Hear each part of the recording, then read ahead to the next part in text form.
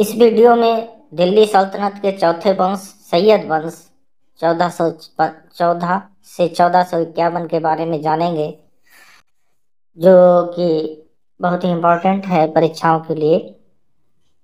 सबसे पहला शासक सैयद वंश का खिज्र खां 1414 से 1421 ईस्वी तक रहा।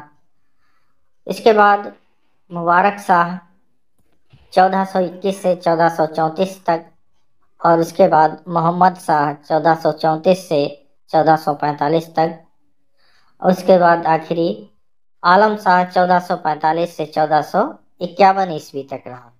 सैयद वंश का संस्थापक खिज्र खां 1414 से 1421 ईस्वी तक था। यह प्रथम शासक था और सैयद वंश का संस्थापक था। तुगलक वंश के बाद दिल्ली पर सैयद वंश का शासन शुरू हुआ था। इससे पहले का वंश जो था तुगलक वंश था, और इसके बाद का वंश लोदी वंश। चलिए आगे और जानते हैं। खिज्र खां 1414 ईस्वी में दिल्ली की राजगद्दी पर बैठा। उसने रायते आला उपाधि धारण की। जैसा कि दूसरे बादशाहों ने सुल्तान की उपाधि धारण की थी, लेकिन इसने रायते आला की उपाधि धारण करके ही संतुष्ट था। तैमूरलंग ने खिज्र खां को मुल्तान, लाहौर एवं दीपालपुर का शासक नियुक्त किया था।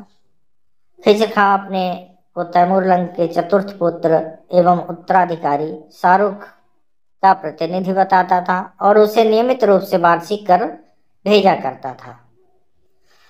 सल्तनत काल में शासन करने वाला यह एकमात्र शिया वंश का था। बाकी जो कोई भी अभी तक सल्तनत काल में दिल्ली सल्तनत में शिया वंश का कोई नहीं था, सिर्फ यही था पहला। खिज्र खां की मृत्यु 20 मई 1421 में हुई थी। इसकी मृत्यु हुई 1421 में। तो 1414 से 1421 तक इसका शासन रहा। इसके बाद कौन बनता है देखते हैं आगे। खिज्र खां के बाद की मृत्यु के बाद उसका पुत्र मुबारक शाह 1421 से 1434 दिल्ली की राजगद्दी पर बैठा।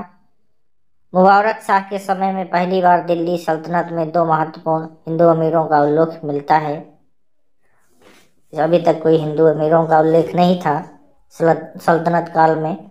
मुबारक शाह ने याहिया बिन अहमद सरहिंदी को अपना राज्याश्रय प्रदान किया था। याहिया बिन अहमद सरहिंदी को मुबारक के शासनकाल में याहिया बिन अहमद सरहिंदी ने प्रसिद्ध पुस्तक तारीखे मुबारक शाह के नाम से तारीखे मुबारक शाही लिखी। याहिया बिन अहमद सरहिंदी ने मुबारक शाह ने मुबारकाबाद नामक नगर की भी स्थापना की थी। तो मुबारकाबाद नगर बनाया था। तारीख मुबारक शाही, ये दो चीज़ें महत्वपूर्ण है। इसका शासनकाल 1421 से 1434 भी महत्वपूर्ण है। आगे और देखते हैं।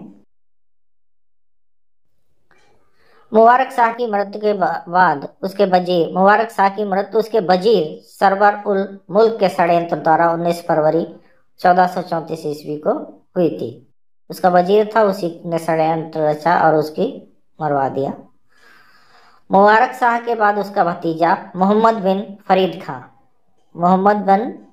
खां उसका भतीजा था। मोहम्मद शाह के नाम से मोहम्मद शाह के नाम से दिल्ली की गद्दी पर बैठा, जो कि 1434 से 1445 तक रहा। मोहम्मद शाह को लाहौर सरहिंद के सूबेदार बहलोल लोदी ने एक बार सहायता प्रदान की थी। लाहौर और सरहिंद के सूबेदार थे बहलोल लोदी, उसने सहायता प्रदान की थी, जिस कारण मोहम्मद शाह ने उसे खाने जहां की उपाधि प्रदान की और अपना पुत्र कहकर पुकारा था। किसको? बहलोल लोदी को मोहम्मद शाह ने अपना पुत्र कहकर पुकारा था। मोहम्मद शाह की मृत्यु 1445 ईस्वी को हुई। इसकी मृत्यु के बाद उसका पुत्र अलाउद्दीन आलम शाह 1445 से 1451 तक दिल्ली की गद्दी पर बैठा। अलाउद्दीन आलम शाह के वजीर हमीद खां ने बहलोल लोदी को दिल्ली आने के लिए आमंत्रित किया 1451 ईस्वी में, अलाउद्दीन आलम शाह ने अपना संपूर्ण राज्य बहलूल लोदी को सौंप दिया स्वेच्छा से और स्वयं बदाऊं में जाकर रहने लगा। अलाउद्दीन की मृत्यु 1476 ईस्वी में बदाऊं में हुई थी। सैयद वंश का अंतिम शासक अलाउद्दीन आलम शाह था। इसके बाद शुरू होता है लोदी वंश, जो कि 1451 से 1526 तक चलता है और 1526 में मुगल वंश की शुरुआत होती है पानीपत के युद्ध के बाद।